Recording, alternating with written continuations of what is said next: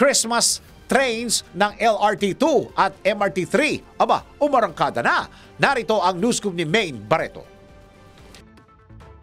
Nagsimula ng umarangkada ang Christmas trans ng Light Rail Transit Line 2 at Metro Rail Transit 3 na layong magbigay saya sa mga pasahero ngayong panahon ng Kapaskuhan. Pinangunahan ni Transport Assistant Secretary for Railways, Georgette Aquino, ang paglulunsad ng holiday-themed trains na nagsimulang bumiyahe kamakailan. Kasama si Santa Claus, nagbigay si Asik Aquino ng candies at chocolates sa commuters ng MRT3 Ayala Station at LRT2 Cubao Station.